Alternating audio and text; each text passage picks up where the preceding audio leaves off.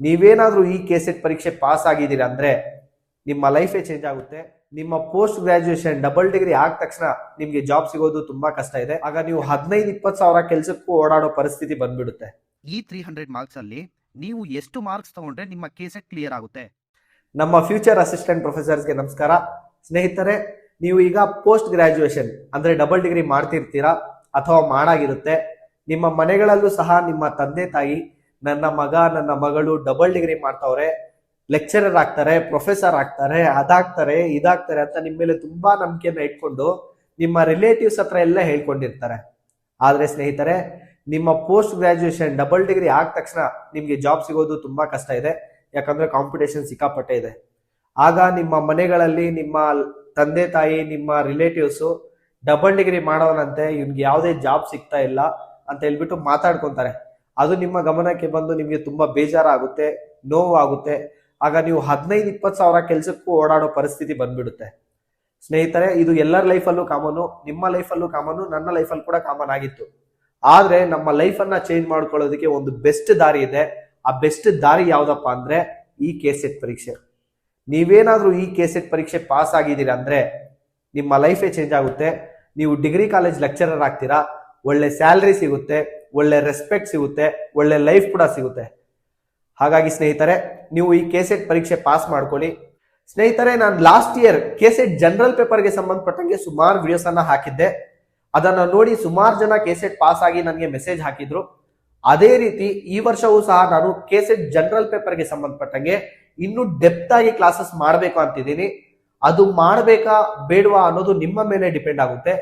ಈ ವಿಡಿಯೋ ಎಷ್ಟು ಜಾಸ್ತಿ ವ್ಯೂಸ್ ಹೋಗುತ್ತೋ, ಎಷ್ಟು ಜನ ಸಬ್ಸ್ಕ್ರೈಬರ್ಸ್ ಬರ್ತಾರೋ ಅದ್ರ ಮೇಲೆ ಡಿಪೆಂಡ್ ಆಗುತ್ತೆ. ಹಾಗಾಗಿ ಈ ವಿಡಿಯೋನ ನಿಮ್ಮ ಫ್ರೆಂಡ್ಸ್ಗೂ ಶೇರ್ ಮಾಡಿ. ಅದೇ ರೀತಿ ನಿಮ್ಗೇನಾದ್ರೂ ಕೆಸೆಟ್ ನ ಪ್ರೀವಿಯಸ್ ಇಯರ್ ಕ್ವಶನ್ ಪೇಪರ್ಸ್ ಬೇಕಂದ್ರೆ ಈ ವಾಟ್ಸ್ಆಪ್ ನಂಬರ್ಗೆ ನೀವು ಮೆಸೇಜ್ ಮಾಡಿ, ಅಥವಾ ನಾನು ಟೆಲಿಗ್ರಾಮ್ ಲಿಂಕ್ ಹಾಕಿರ್ತೇನೆ ಡಿಸ್ಕ್ರಿಪ್ಷನ್ ಅಲ್ಲಿ. ನೀವು ಆ ಲಿಂಕ್ ಮೇಲೆ ಕ್ಲಿಕ್ ಮಾಡಿದ್ರೆ ಸೀದಾ ಟೆಲಿಗ್ರಾಮ್ ಬರ್ತೀರಾ. ಅಲ್ಲಿಂದನೂ ಸಹ ನೀವು ಕ್ವಶನ್ ಪೇಪರ್ಸ್ ನ ತಗೋಬಹುದು. ಅದೇ ರೀತಿ ನಿಮ್ಗೇನಾದ್ರೂ ಕೆಸೆಟ್ ಪೊಲಿಟಿಕಲ್ ಸೈನ್ಸ್ ಸಬ್ಜೆಕ್ಟ್ಗೆ ಸಂಬಂಧಪಟ್ಟಂಗೆ ಕ್ಲಾಸಸ್ ಬೇಕಂದ್ರೆ ನೀವು ಕಮೆಂಟ್ ಮಾಡಿ, ಅಥವಾ ಈ ವಾಟ್ಸ್ಆಪ್ ನಂಬರ್ಗೆ ನೀವು ಮೆಸೇಜ್ ಮಾಡಿ. ಎಷ್ಟು ಜನ ಜಾಸ್ತಿ ಕಮೆಂಟ್ ಮಾಡ್ತಿರೋ ಅದ್ರ ಮೇಲೆ ಡಿಪೆಂಡ್ ಆಗಿ ನಾನು ನೆಕ್ಸ್ಟ್ ಕ್ಲಾಸಸ್ ಅನ್ನ ಮಾಡ್ತೇನೆ. ಈಗ ಕೆಸೆಟ್ ಪಾಸ್ ಆಗೋದಕ್ಕೆ ಯಾವ ರೀತಿಯ ಸ್ಟ್ರಾಟಜಿಯನ್ನ ಫಾಲೋ ಮಾಡಬೇಕು, ಯಾವ್ದನ್ನ ಜಾಸ್ತಿ ಓದ್ಬೇಕು, ಯಾವ್ದನ್ನ ಕಡಿಮೆ ಓದ್ಬೇಕು, ಅದನ್ನ ತಿಳ್ಕೊಳ್ಳೋಣ. ಬನ್ನಿ ಮೇನ್ ಸ್ಕ್ರೀನ್ಗೆ ಹೋಗೋಣ. ಸ್ನೇಹಿತರೆ, ನಿಮ್ಗೆಲ್ರಿಗೂ ಗೊತ್ತಿರೋ ಹಾಗೆ ಕೆಸೆಟ್ ಎಕ್ಸಾಮ್ ಅಲ್ಲಿ 2 ಪೇಪರ್ ಇರುತ್ತೆ. ಮೊದಲನೇದು ಜನರಲ್ ಪೇಪರ್, ಎರಡನೇದು ನಿಮ್ಮ ಸಬ್ಜೆಕ್ಟ್ ಪೇಪರ್. ಈ ಜನರಲ್ ಪೇಪರ್ ಅಲ್ಲಿ 50 ಕ್ವಶನ್ಸ್ ಇರುತ್ತೆ. ಒಂದು ಕ್ವಶನ್ಗೆ 2 ಮಾರ್ಕ್ಸ್ ಬರುತ್ತೆ. ಅಂದ್ರೆ 50 ಕ್ವಶನ್ಸ್ ಇಂಟು 2 ಮಾಡಿದ್ರೆ ಟೋಟಲ್ ಆಗಿ 100 ಆಗುತ್ತೆ. ಈ ನಮ್ಮ ಜನರಲ್ ಪೇಪರ್ ಟೋಟಲ್ ಆಗಿ 100 ಮಾರ್ಕ್ಸ್ಗೆ ಇರುತ್ತೆ. ಇನ್ನು ಎರಡನೇದು ನಿಮ್ಮ ಸಬ್ಜೆಕ್ಟ್ ಪೇಪರ್, ಅಂದ್ರೆ ನೀವು PG ಯಾವ ಸಬ್ಜೆಕ್ಟ್ ಮಾಡಿದ್ದೀರೋ ಆ paper. Example history, economics, political science, commerce, physics, chemistry, mathematics, ಈ ರೀತಿ ನೀವು ಯಾವ ಸಬ್ಜೆಕ್ಟ್ ಅಲ್ಲಿ PG ಮಾಡಿದ್ದೀರೋ ಆ ಪೇಪರ್. ಈ ಪೇಪರ್ ಅಲ್ಲಿ ಟೋಟಲ್ ಆಗಿ 100 ಕ್ವಶನ್ಸ್ ಇರುತ್ತೆ. ಇದರಲ್ಲೂ ಸಹ ಒಂದು ಕ್ವಶನ್ಗೆ 2 ಮಾರ್ಕ್ಸ್ ಇರುತ್ತೆ. 100 ಇಂಟು 2 ಮಾಡಿದ್ರೆ ಟೋಟಲ್ ಆಗಿ 200 ಮಾರ್ಕ್ಸ್ ಆಗುತ್ತೆ. ಅಂದ್ರೆ ನಿಮ್ಮ ಸಬ್ಜೆಕ್ಟ್ ಪೇಪರು ಟೋಟಲ್ ಆಗಿ 200 ಮಾರ್ಕ್ಸ್ಗೆ ಇರುತ್ತೆ. ಟೋಟಲ್ ಆಗಿ 2 ಪೇಪರ್ಗೆ 300 ಮಾರ್ಕ್ಸ್ ಆಗುತ್ತೆ. ಈ 300 ಮಾರ್ಕ್ಸ್ ಅಲ್ಲಿ ನೀವು ಎಷ್ಟು ಮಾರ್ಕ್ಸ್ ತಗೊಂಡ್ರೆ ನಿಮ್ಮ ಕೆಸೆಟ್ ಕ್ಲಿಯರ್ ಆಗುತ್ತೆ, ಪಾಸ್ ಆಗುತ್ತೆ ಅನ್ನೋದಕ್ಕೆ ನೀವು ಮಾಡಬೇಕಾಗಿರುವಂತ ನೆಕ್ಸ್ಟ್ ಕೆಲಸನೇ ಪ್ರೀವಿಯಸ್ ಇಯರ್ ಕಟ್ ಆಫ್ಸ್ ಅನ್ನ ನೋಡೋದು. ಈ ಪ್ರೀವಿಯಸ್ ಇಯರ್ ಕಟ್ ಆಫ್ ಅಂದ್ರೆ ಕಳೆದ ವರ್ಷಗಳಲ್ಲಿ ನಿಮ್ಮ ಸಬ್ಜೆಕ್ಟ್ಗಳಲ್ಲಿ ಎಷ್ಟು ಮಾರ್ಕ್ಸ್ ತಗೊಂಡಿರೋರು ಕೆಸೆಟ್ ಪಾಸ್ ಆಗಿದ್ದಾರೆ ಅನ್ನೋದಕ್ಕೆ ಮಾಹಿತಿ ಕೊಡೋದೇ ಪ್ರೀವಿಯಸ್ ಕಟ್ ಆಫ್. ಈ ಪ್ರೀವಿಯಸ್ ಇಯರ್ ಕಟ್ ಆಫ್ಸ್ ಅನ್ನು ನೋಡೋದ್ರಿಂದ ನಿಮಗೆ ನೀವು ಕೆಸೆಟ್ ಎಕ್ಸಾಮ್ ಪಾಸ್ ಆಗೋದಕ್ಕೆ ಎಷ್ಟು ಮಾರ್ಕ್ಸ್ ತಗೋಬೇಕು ಅನ್ನೋ ಒಂದು ಟಾರ್ಗೆಟ್ ಕ್ರಿಯೇಟ್ ಆಗುತ್ತೆ. ಸ್ನೇಹಿತರೆ, ಇಲ್ಲಿ ನೀವು 2025ರ ಕೆಸೆಟ್ ಪರೀಕ್ಷೆಯ ಕೆಲವೊಂದು ಸಬ್ಜೆಕ್ಟ್ಗಳ ಕಟ್ ಆಫ್ ಅನ್ನ ನೋಡಬಹುದು. ಮೊದಲನೇದಾಗಿ ಕಾಮರ್ಸ್ ಅನ್ನು ನೋಡೋದಾದ್ರೆ ಇದರಲ್ಲಿ ಜನರಲ್ ಮೆರಿಟ್ ನಲ್ಲಿ 172 ನಿಂತಿದೆ. ಅದೇ ರೀತಿ SC ABC ನೋಡೋದಾದ್ರೆ 154ರಿಂದ 158ವರೆಗೂ ನಿಂತಿದೆ.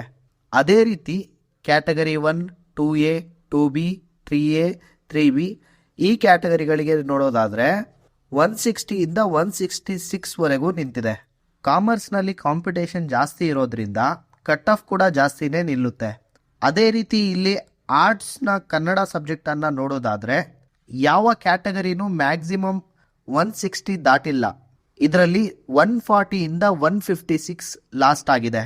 ಅದೇ ರೀತಿ ಸೈನ್ಸಲ್ಲಿ ಕಂಪ್ಯೂಟರ್ ಸೈನ್ಸ್ ಸಬ್ಜೆಕ್ಟ್ ನೋಡೋದಾದರೆ ಜನರಲ್ ಮೆರಿಟ್ನಲ್ಲಿ 160 ನಿಂತಿದೆ. ಅದೇ ರೀತಿ ಬೇರೆ ಕ್ಯಾಟಗರಿಗಳು 140ಇಂದ 154ವರೆಗೂ ನಿಂತಿದೆ. ಇಷ್ಟೆಲ್ಲ ಅನಾಲಿಸಿಸ್ ಮಾಡಿದ ಮೇಲೆ ನನಗೆ ಅನಿಸಿದ್ದು, ಕಾಮರ್ಸ್ ಅವರು 160ಇಂದ 170 ಮಾರ್ಕ್ಸ್ ತಗೊಂಡ್ರೆ ನಿಮ್ಮದು KCET ಪಾಸ್ ಆಗುತ್ತೆ. ಅದೇ ರೀತಿ ಆರ್ಟ್ಸ್ ಅವರು 150ಇಂದ 160 ತಗೊಂಡ್ರೆ ಪಾಸ್ ಆಗುತ್ತೆ. ಅದೇ ರೀತಿ ಸೈನ್ಸ್ ಅವರು ಸೇಮ್ 150ಇಂದ 160 ತಗೊಂಡ್ರೆ ನಿಮ್ಮದು KCET ಪಾಸ್ ಆಗುತ್ತೆ. ಎಲ್ಲ ಸಬ್ಜೆಕ್ಟ್ಸು ಕಟ್ ಆಫ್ ಇಷ್ಟೇ ನಿಲ್ಲುತ್ತೆ ಅಂತ ಹೇಳೋಕ್ಕಾಗಲ್ಲ. ಅದು ಕಾಂಪಿಟೇಷನ್ ಮತ್ತು ಪೇಪರ್ ಟಫ್ನೆಸ್ ಮೇಲೆ ಡಿಪೆಂಡ್ ಆಗುತ್ತೆ. ನಾನೀಗ ಹೇಳಿರುವಂತಹ ಕಟ್ ಆಫ್ಸು ಇನ್ನೂ ತುಂಬ ಕಡಿಮೆನೂ ಆಗ್ಬೋದು, ಜಾಸ್ತಿನೂ ಆಗ್ಬೋದು. ಈ ಮ್ಯಾನೇಜ್ಮೆಂಟ್ನಂತಹ ಕೆಲವೊಂದು ಸಬ್ಜೆಕ್ಟ್ಗಳಲ್ಲಿ ಕಟ್ ಆಫ್ ತುಂಬ ಜಾಸ್ತಿ ನಿಲ್ಲುತ್ತೆ. ಈಗ ನಾವು ಓವರ್ ಆಲ್ ಆಗಿ ನೋಡೋದಾದರೆ KCET ಪಾಸ್ ಆಗೋದಕ್ಕೆ 300 ಮಾರ್ಕ್ಸ್ಗೆ ನೀವು 150ಇಂದ 160 ಮಾರ್ಕ್ಸ್ ತಗೊಂಡ್ರೆ ನೀವು KCET ಎಕ್ಸಾಮ್ ಪಾಸ್ ಆಗ್ಬೋದು. ಇನ್ನೊಂದು ಖುಷಿಯ ವಿಚಾರ ಏನಪ್ಪ ಅಂದರೆ KCET ಎಕ್ಸಾಮಲ್ಲಿ ನೆಗೆಟಿವ್ ಮಾರ್ಕಿಂಗ್ ಇಲ್ಲ. ಅಂದರೆ ನೀವು ಎಲ್ಲ ಕ್ವಶನ್ಸ್ಗೆ ಆನ್ಸರ್ ಮಾಡ್ಬೋದು. ನೀವು ಆನ್ಸರ್ ಮಾಡುವಾಗ ಕೆಲವೊಂದು ಕ್ವಶನ್ಸ್ಗೆ ನೀವು ರಾಂಗ್ ಮಾಡಿದ್ರೂ ನಿಮ್ಮ ಮಾರ್ಕ್ಸ್ ಕಡಿಮೆ ಆಗಲ್ಲ. ಈಗ ನಾವು 150ಇಂದ 160 ಮಾರ್ಕ್ಸ್ ತಗೊಳ್ಳೋದಕ್ಕೆ ಏನು ಮಾಡಬೇಕಪ್ಪ ಅನ್ನೋದಕ್ಕೆ ನೆಕ್ಸ್ಟ್ ಸ್ಟೆಪ್ಪೇ ಸಿಲೆಬಸ್ಸನ್ನು ನೋಡೋದು. ಸ್ನೇಹಿತರೆ, ಜನರಲ್ ಪೇಪರ್ನ ಸಿಲೆಬಸ್ಸನ್ನು ನೋಡೋದಾದರೆ ಇದರಲ್ಲಿ ಈ 10 ಟಾಪಿಕ್ಸ್ ಮಾತ್ರ ಇರುತ್ತೆ. ನಾವು ಈ 10 ಟಾಪಿಕ್ಸನ್ನು ಕರೆಕ್ಟಾಗಿ ಓದ್ಕೊಬಿಟ್ರೆ ಇದರಲ್ಲಿ ಬರೋ 50 ಕ್ವಶನ್ಸ್ಗೆ 35ರಿಂದ 40 ಕ್ವಶನ್ಸ್ ಮಾಡ್ಬೋದು. ಲೋವೆಸ್ಟ್ 35 ಅಂದ್ರೂ ಒಂದು ಕ್ವಶನ್ಗೆ 2 ಮಾರ್ಕ್ಸ್ ಇರೋದ್ರಿಂದ 35 ಇಂಟು 2 70 ಮಾರ್ಕ್ಸ್ ಆಗುತ್ತೆ. ಇಲ್ಲಿ ನಮಗೆ ಜನರಲ್ ಪೇಪರಿಂದ 70 ಮಾರ್ಕ್ಸ್ ಬಂತು. ಸ್ನೇಹಿತರೆ, ಈ ಜನರಲ್ ಪೇಪರ್ಗೆ ಸಂಬಂಧಪಟ್ಟಂಗೆ ನಾನು ಮುಂದಿನ ದಿನಗಳಲ್ಲಿ ಇನ್ನೂ ಡೆಪ್ತ್ ಆಗಿ ಕ್ಲಾಸಸ್ಸನ್ನು ಮಾಡ್ತೀನಿ. ಅದರಲ್ಲೇ ನಿಮಗೆ ಎಲ್ಲ ಕವರ್ ಆಗಿಬಿಡುತ್ತೆ. ಇನ್ನು ಸಬ್ಜೆಕ್ಟ್ ಪೇಪರನ್ನು ನೀವು PG ಮಾಡಬೇಕಾದ್ರೆ ಓದಿರ್ತೀರಾ.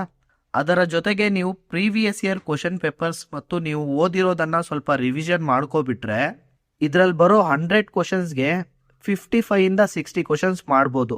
ಇದರಲ್ಲೂ ಲೋಯೆಸ್ಟ್ 55 ಅಂದ್ರೂ 55 ಇಂಟು 2 ಟೋಟಲ್ ಆಗಿ 110 ಮಾರ್ಕ್ಸ್ ಆಗುತ್ತೆ.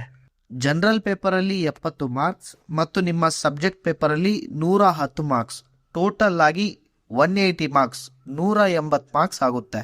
ಇಷ್ಟು ಮಾರ್ಕ್ಸ್ ನೀವೇನಾದರೂ ತಗೊಂಡಿದ್ದೀರಿ ಅಂದರೆ ಕಂಗ್ರ್ಯಾಚುಲೇಷನ್ಸ್, ನೀವು KCET ಎಕ್ಸಾಮ್ ಪಾಸ್ ಮಾಡಿ ಲೆಕ್ಚರರ್ ಆಗ್ತೀರಾ.